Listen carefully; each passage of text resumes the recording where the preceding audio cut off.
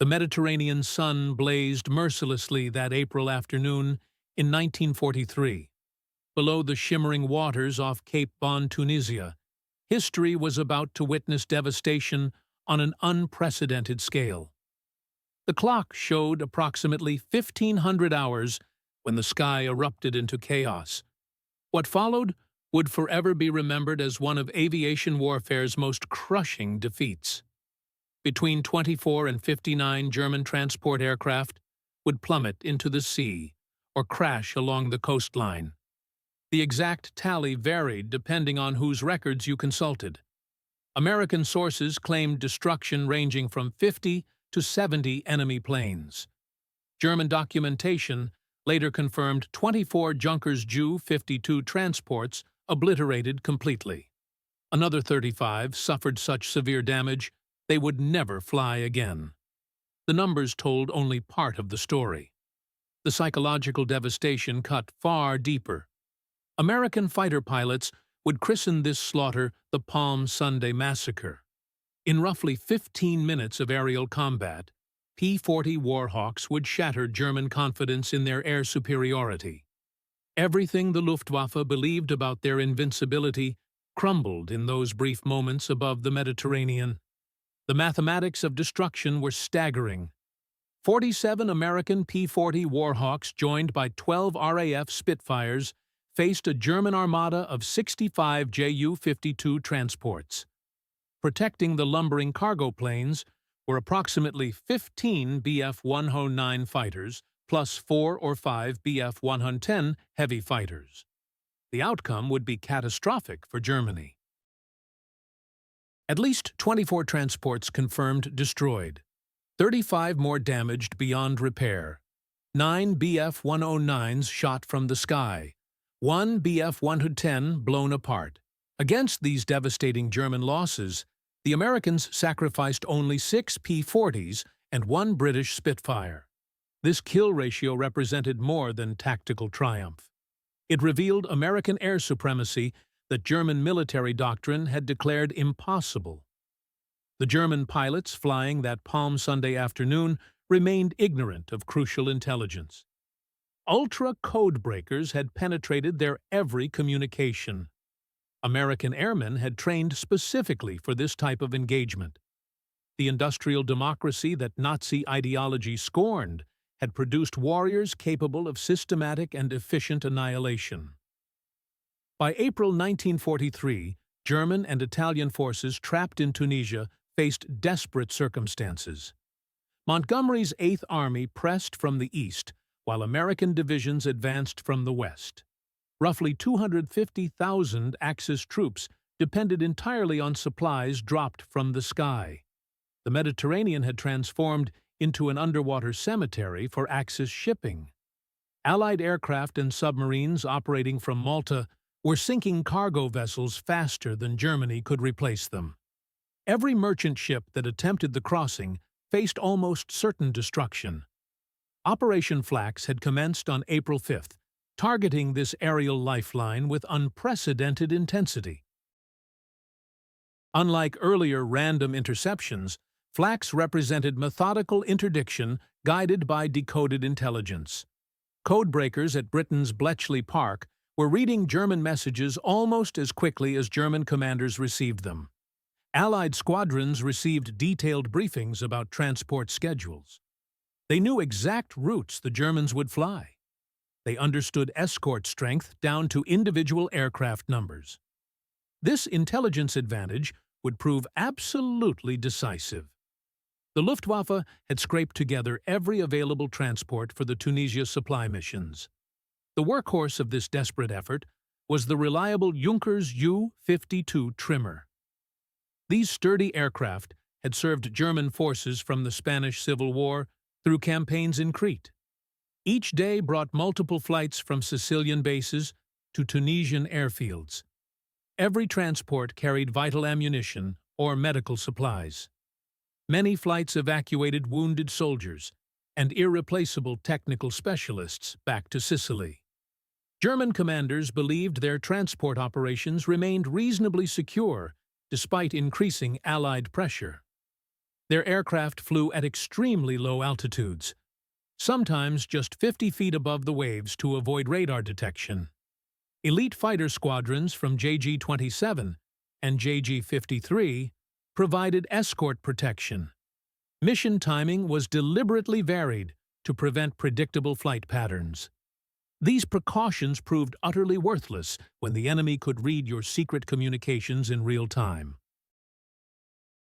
The afternoon of April 18th found a massive German transport formation returning from Tunisia after delivering critical supplies.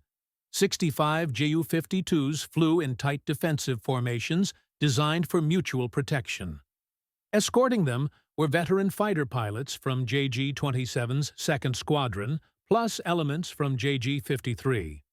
These escort pilots were hardened desert war veterans. Many boasted dozens of aerial victories against British and American opponents. But the German fighters faced a fatal limitation that would doom the entire formation. Fuel capacity restricted their combat time severely. Operating at maximum range over Cape Bon, the Bf-109s possessed perhaps 20 to 30 minutes of fighting fuel.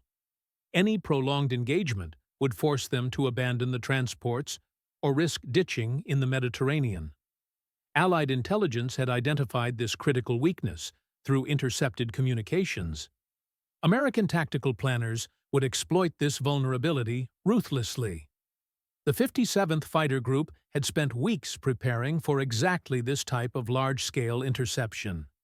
Based at Hergla Airfield in Tunisia, they had practiced formation attacks against simulated transport targets. The group committed every available squadron to the operation. The 314th Fighter Squadron from the 324th Fighter Group joined them. 47 P-40 Warhawks would participate in the attack. Above them, 12 Spitfires from RAF 92 Squadron maintained high-altitude cover. The P-40 Warhawk was not America's most advanced fighter aircraft, but systematic modifications had improved its Mediterranean performance considerably. Enhanced superchargers allowed better high-altitude operations. The 650 caliber machine guns had been precisely harmonized for maximum effectiveness at 250 yards. This represented optimal range for destroying large transport aircraft. At approximately 1500 hours, Allied spotters identified the German formation flying northeast toward Sicily. The transports maintained extremely low altitude. Various reports placed them between 50 and 1,000 feet above the water. The German transports flew in tight V formations. This arrangement had provided mutual defensive fire in previous engagements. Against concentrated fighter attacks, however, these formations would become killing grounds. Allied fighters had positioned themselves with tactical perfection. The P-40s approached at approximately 4,000 feet altitude. The Spitfires maintained overwatch at 15,000 feet. The setting sun blazed behind the Allied formation. This made them nearly invisible until they struck. The German transports, flying low over the dark water, were silhouetted perfectly against the sea. They presented ideal targets for diving fighters. When the Allied aircraft attacked, German escort commanders faced an impossible decision. Climbing to engage meant burning precious fuel while abandoning the vulnerable transports. Staying low meant surrendering altitude advantage to the attacking Americans. The escort commander chose to fight. He ordered his fighters to climb and intercept the diving P-40s. It was a courageous decision born of duty and honor. It was also tactically futile given the circumstances. The battle that erupted was less aerial combat than systematic execution. American P-40s dove on the transport formation in carefully coordinated waves. Each pilot selected specific targets and attacked with mechanical precision. The defensive armament of the Ju-52s proved wholly inadequate, typically one 13mm machine gun in a dorsal position. Two 7.92mm guns mounted in beam windows. These light weapons could not stop fighters making high-speed attack runs. Allied pilot reports described desperate scenes inside the doomed transports. Passengers attempted to defend their aircraft with personal weapons. Rifles and pistols fired through windows and hatches. This courageous but futile resistance could not affect the outcome. The thin aluminum skin of the Ju-52s offered no protection whatsoever against 50 caliber machine gun rounds. Each burst from an American fighter could tear massive holes in the transport's fuselage. The German fighter escort fought with desperate courage, but faced overwhelming odds. Spitfire pilots engaged them at high altitude, while P-40s continued savaging the transports below. German fighter pilots reported the agonizing frustration of watching their charges being destroyed. They fought for their own survival against superior numbers, while their mission failed completely. Within minutes, the Mediterranean below was littered with burning aircraft wreckage. Some transports exploded in brilliant fireballs while still airborne. Others plunged into the water, trailing smoke and flame. Many attempted crash landings along the rocky Sicilian coastline. German sources would eventually confirm 24 Ju-52s completely destroyed. 35 more suffered damage so severe they never returned to service. The human cost was equally devastating. German records documented casualties from the transport aircraft alone: 20 aircrew members killed outright, 28 wounded in the attacks or crashes, 50 more listed as missing and presumed dead. These numbers likely represented only flight crews and may not have included passengers.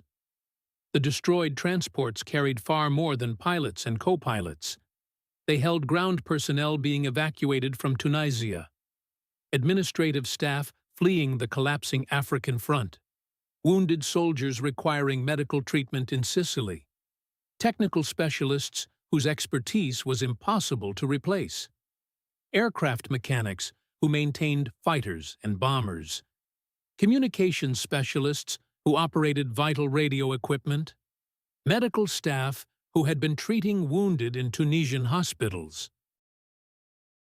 Each destroyed transport represented not merely material loss, but irreplaceable human tragedy. These were not frontline combat troops, but support personnel whose skills kept German forces operational. Their deaths would cripple German capabilities as surely as losing entire infantry battalions.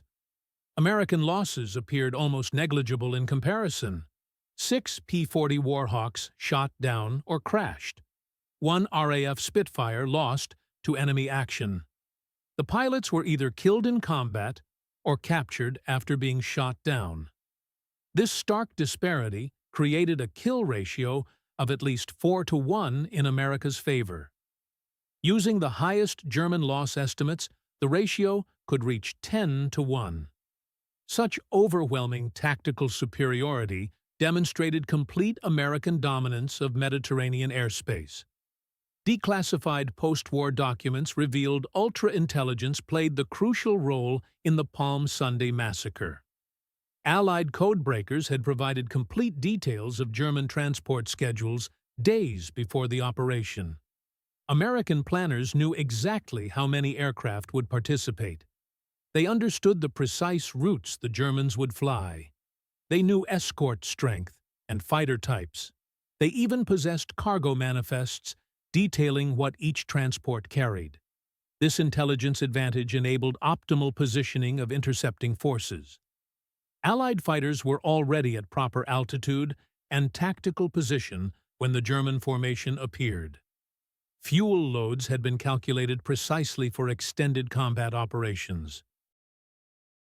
Even ammunition mixtures had been optimized specifically for destroying transport aircraft. Armor-piercing rounds mixed with incendiary and tracer ammunition. The Germans never suspected their communications had been compromised completely.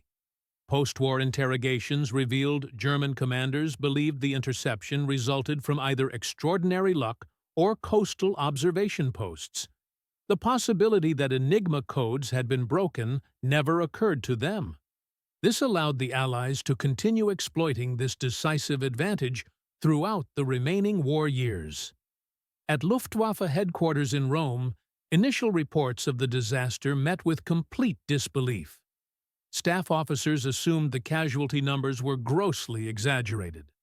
They believed panic and confusion had led to inaccurate reporting. As confirmation arrived from multiple independent sources, the scope of the catastrophe became undeniable. Surviving aircraft limped back to Sicily with battle damage. Italian coastal observers had witnessed the slaughter from shoreline positions. German naval units were already picking up survivors from the Mediterranean. Each source confirmed the devastating American victory. General Feldmarschall Albert Kesselring commanded all German forces in the Mediterranean theater. He immediately suspended all daylight transport operations after reviewing the Palm Sunday reports. His personal war diary entry for April 18th was tersely direct. Daylight transport operations have become impossible due to enemy fighter superiority. Night operations only until further notice. The suspension of daylight flights effectively strangled German supply efforts when they were most desperately needed. Hitler's reaction to the Palm Sunday disaster was predictably extreme and largely irrational. He demanded courts-martial for the escort commanders who had failed to protect the transports. He accused transport pilots of cowardice for not fighting more effectively. He ordered immediate reinforcement of Mediterranean fighter strength to restore air superiority. These orders were impossible to fulfill, given Germany's increasingly strained resources. Fighter aircraft were desperately needed on multiple fronts. The Palm Sunday massacre effectively terminated German daylight aerial supply operations to Tunisia. Combined with the successful interdiction of sea routes, this severed the Afrika Korps supply lines at the most critical moment.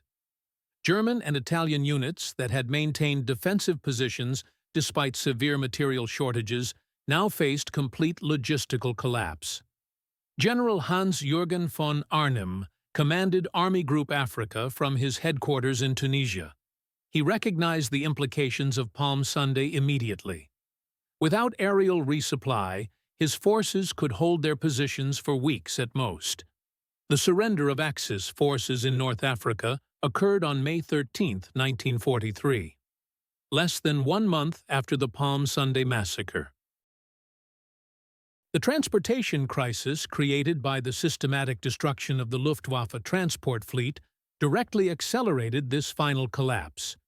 Beyond immediate tactical consequences, Palm Sunday demonstrated American air superiority throughout the Mediterranean region. German ground forces that had depended on Luftwaffe support for every major operation now understood they would fight without air cover. This psychological impact devastated morale throughout the Wehrmacht. The Palm Sunday massacre revealed technological disparities that shocked German participants and observers. The P-40 Warhawk, which German intelligence had classified as an obsolete aircraft, demonstrated capabilities far beyond German expectations. Modified engines allowed operations at altitudes Germans thought impossible for this fighter type. Improved gun sights provided accuracy that seemed impossibly precise, according to German survivor reports. More fundamentally, American radio equipment functioned reliably under combat conditions. Every P-40 pilot could communicate clearly with wingmen and flight leaders throughout the engagement. This enabled coordinated attacks that were impossible for German formations plagued by chronic radio failures. This basic technological advantage translated directly into overwhelming tactical superiority. American maintenance and logistics capabilities also proved decisively superior to German equivalents. The P-40s operating over Cape Bon had been maintained at high operational readiness despite harsh desert operating conditions. Spare parts were abundant and readily available. Aviation fuel was plentiful and of consistent quality. Ammunition supplies were never inadequate for planned operations. German units struggled constantly with chronic shortages of everything necessary for combat operations. Perhaps the most decisive factor was the vast gap in pilot training quality and duration. American pilots participating in the Palm Sunday massacre averaged over 300 flight hours before entering combat operations. They had practiced formation flying extensively in American training schools. Gunnery training had been thorough and realistic. Navigation skills were well developed through cross-country flights. Combat tactics had been rehearsed repeatedly in safe American skies. They arrived in the Mediterranean theater already proficient in their assigned aircraft. German pilots represented products of an increasingly abbreviated training program necessitated by wartime pressures. Chronic fuel shortages meant minimal actual flight hours for student pilots. Experienced instructor pilots were constantly pulled into frontline combat units. Training aircraft were requisitioned for operational missions when frontline losses mounted. The systematic pilot training program that had produced the Luftwaffe's early war excellence had completely collapsed under the pressures of multi-front warfare. This disparity in training quality would only worsen as the war continued into 1944 and beyond. American pilots would eventually average 400 hours of flight training, while Germans averaged 80 hours. The Palm Sunday massacre was not an isolated aberration, but a preview of the Luftwaffe's systematic destruction. Palm Sunday represented one engagement in the broader Operation Flax campaign that targeted German transport operations throughout April 1943. On April 5th, Allied fighters had already destroyed 14 Ju-52s and damaged many others in similar attacks. April 10th brought another successful sweep that netted 20 additional transports shot down or crashed. On April 19th, the day immediately following Palm Sunday, South African Air Force squadrons intercepted and destroyed 16 Italian SM-82 transports attempting supply runs. The campaign reached its climax on April 22nd, when Allied fighters encountered a formation of Messerschmitt Me 323 Giants. These massive six-engine transports were the largest aircraft operating in the Mediterranean theater. Each could carry 12 tons of desperately needed fuel and ammunition. 14 of 16 Giants were destroyed in the engagement. Each transported aircraft carried vital supplies that could not be replaced. Of 138 crew members aboard the destroyed Giants, only 19 survived the attacks and subsequent water crashes. These cumulative losses during Operation Flax exceeded 100 transport aircraft destroyed in less than 3 weeks. The systematic destruction crippled German aerial supply capability not just in the Mediterranean, but across all theaters of operation. The Luftwaffe transport fleet never recovered from losses sustained during this intensive campaign. The Palm Sunday massacre marked a decisive turning point in overall Luftwaffe effectiveness throughout the war. The transport aircraft losses were completely irreplaceable given German production limitations. More damaging was the loss of experienced flight crews whose skills required years to develop.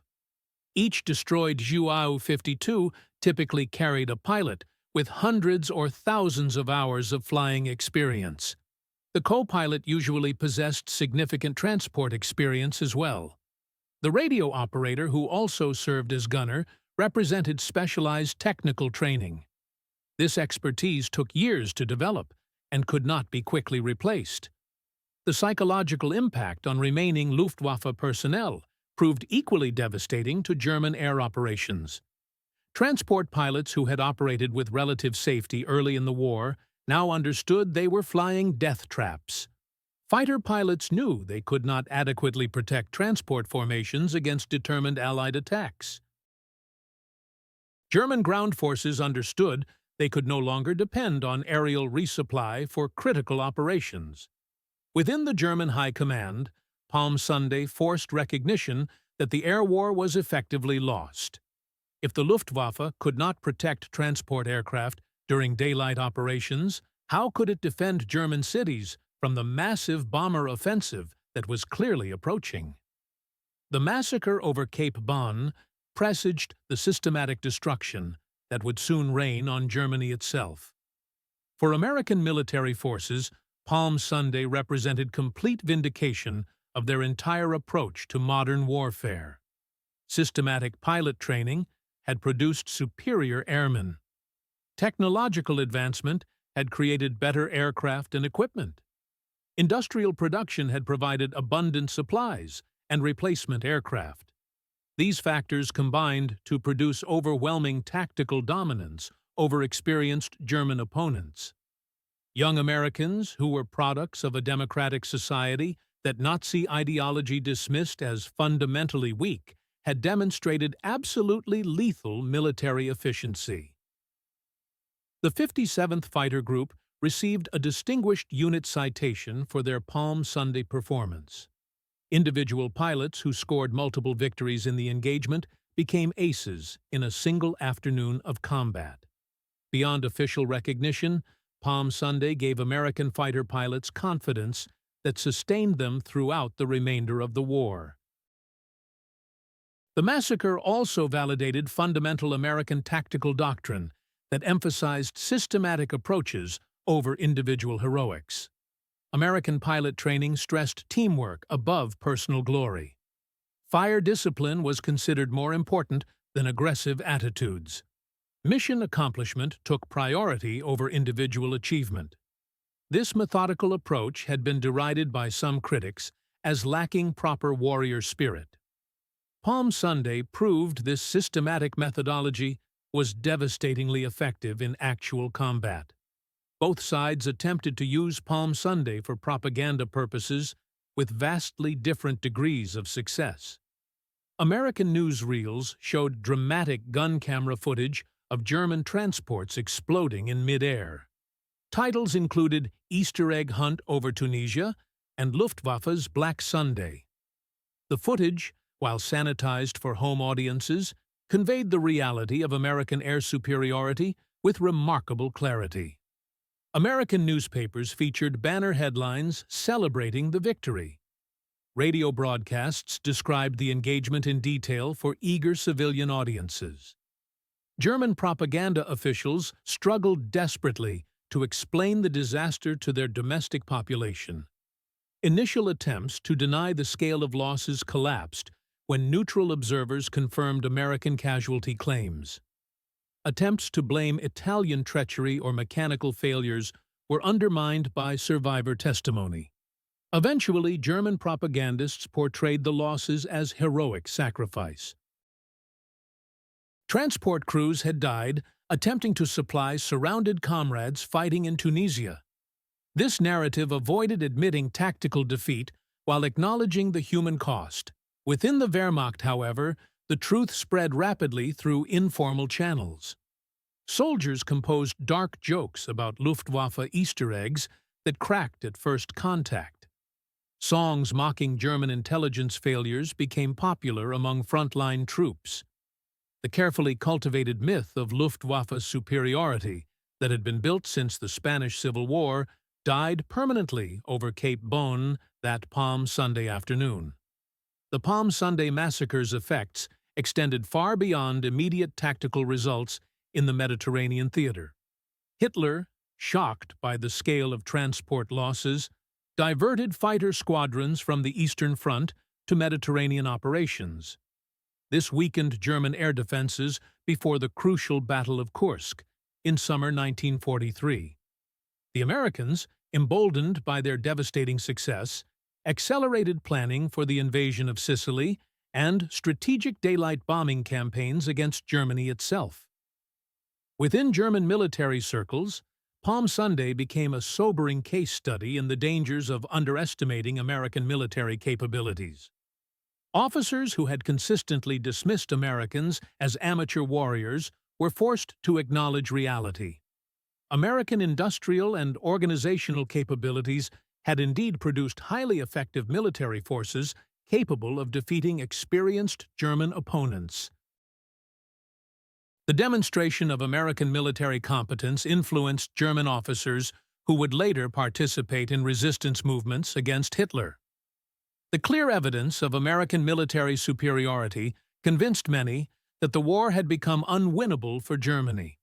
If America could achieve such complete dominance in the Mediterranean, what would happen when their full industrial and military strength reached European battlefields? Military historians universally consider the Palm Sunday massacre among the most one-sided air battles in World War II history. While exact numbers of German aircraft destroyed remain subject to debate, the tactical and strategic impact is completely undeniable. German records confirm 24 Ju-52s destroyed outright and 35 damaged beyond repair. American pilot claims ranged as high as 70 enemy aircraft destroyed. The engagement demonstrated several fundamental principles that would define air warfare throughout the remainder of the conflict. Intelligence superiority enables devastating tactical surprise when properly exploited. Technological advantages must be systematically leveraged for maximum effectiveness. Training quality proves more decisive than combat experience in determining outcomes. Coordination and teamwork consistently defeat individual excellence in modern warfare. Industrial capacity translates directly into sustained combat power over time. These lessons remain relevant for contemporary military forces.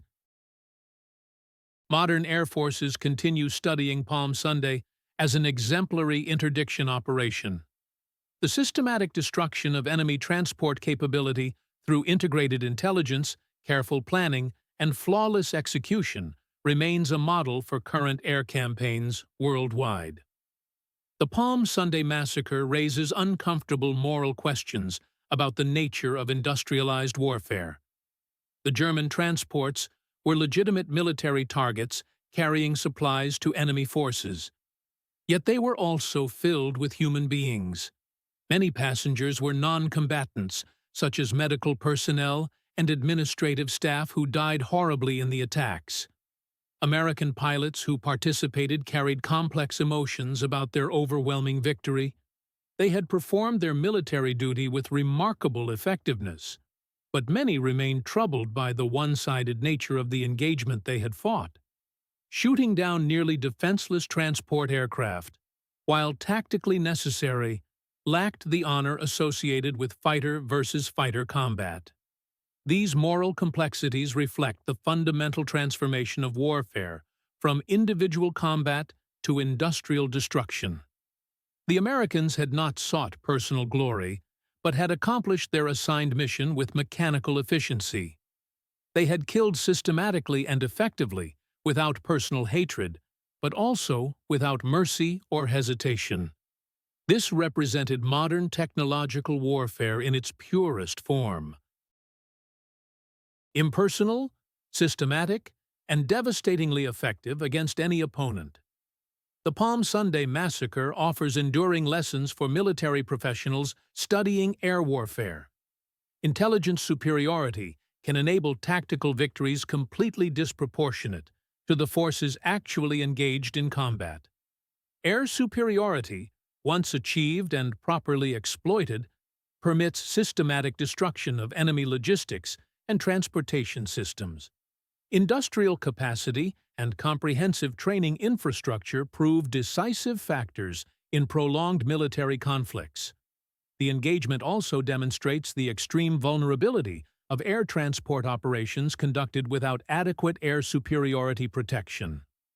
Modern military forces observing Palm Sunday have invested heavily in defensive systems for transport aircraft. They have also emphasized the absolute necessity of achieving air superiority before attempting large-scale aerial logistics operations in contested airspace. Palm Sunday demonstrates how rapidly air superiority can shift between opposing forces. The Luftwaffe had dominated European airspace completely from 1939 through 1941. By 1943, they found themselves helpless over Cape Bon against determined American attacks. No military advantage in warfare remains permanent. Continuous adaptation and innovation are essential for maintaining combat effectiveness against evolving enemy capabilities. The Palm Sunday massacre lasted approximately 15 minutes of intense aerial combat. Its implications resonated throughout the remainder of World War II and into the post-war era. In those brief minutes over Cape Bon, American fighters accomplished far more than destroying German aircraft. They demonstrated the emergence of American air power as the dominant global force it would remain throughout the remainder of the 20th century. The German commanders, who could not believe Americans had shot down so many aircraft so quickly, were experiencing more than simple tactical surprise. They were witnessing the practical demonstration of an entirely new military reality. Industrial democracy, when fully mobilized and properly led, could generate combat power beyond anything authoritarian regimes could possibly match. The massacre proved that technological superiority, combined with systematic training and abundant industrial capacity, could overcome combat experience, individual skill, and ideological fervor. The Americans had transformed warfare into applied science. Science was proving decisively superior to the romantic warrior mystique that had carried German forces to their early war victories. The Palm Sunday massacre stands permanently as a watershed moment in the history of aerial warfare. In approximately 15 minutes on April 18, 1943, American fighters destroyed or damaged between 59 and 70 German aircraft operating over the Mediterranean. The precise number matters far less than the overwhelming psychological impact on both sides. The Luftwaffe's transport capability in the Mediterranean theater was completely shattered. This contributed directly to the final collapse of Axis forces throughout North Africa. More significantly for the war's ultimate outcome, Palm Sunday demonstrated the devastating effectiveness of American military doctrine in actual combat. The systematic approach to pilot training had produced superior airmen.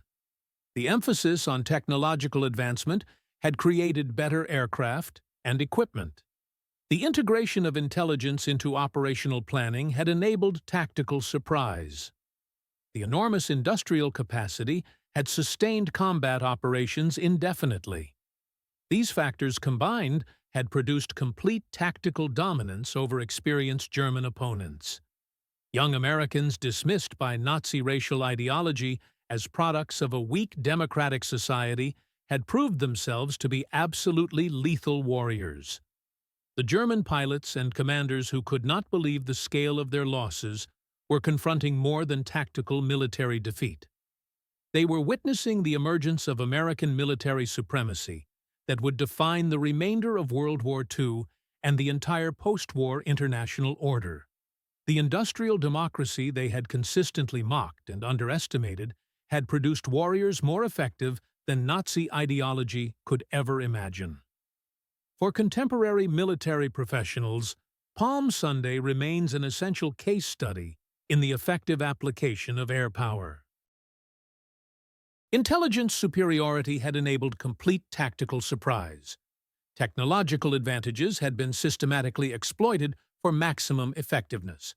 Superior training had proved absolutely decisive in determining combat outcomes. Industrial capacity had translated directly into sustained combat effectiveness over time. These fundamental principles remain relevant for modern military operations.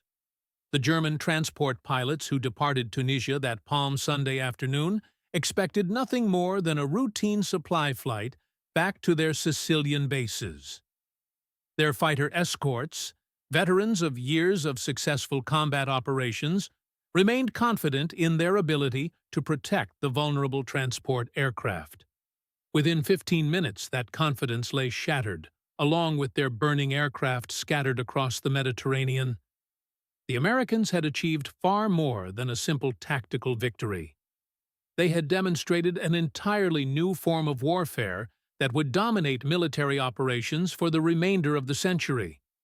The Palm Sunday massacre was brief in duration, approximately 15 minutes of the most intense aerial combat imaginable. But in those 15 crucial minutes, the fundamental nature of air warfare was permanently transformed. The romantic age of individual warrior heroes was ending forever.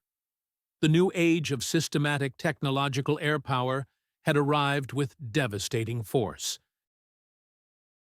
The German survivors, who could not believe what had happened to them, were absolutely right to feel shocked. They had witnessed not merely their own tactical defeat, but the birth of American air supremacy that would reshape the entire global balance of power. The legacy of those 15 minutes over Cape Bon continues influencing military thinking worldwide. In the end, the Palm Sunday massacre proved a fundamental truth about modern industrialized warfare. Victory belongs not to the bravest warriors or most experienced veterans. Victory belongs to those military forces that can most effectively combine intelligence superiority, technological advancement, systematic training, and industrial capacity into overwhelming combat power. On April 18, 1943, over the beautiful blue waters of the Mediterranean Sea, American fighter pilots demonstrated this harsh truth with absolutely devastating clarity. The Germans could not believe the scale of their defeat, but belief had become completely irrelevant. Their aircraft were destroyed. Their airmen were dead. The war's ultimate outcome was becoming increasingly certain with each passing day. The Palm Sunday massacre was not merely a tactical victory for American forces. It was a definitive demonstration of how future wars would be fought and decisively won in the modern technological age.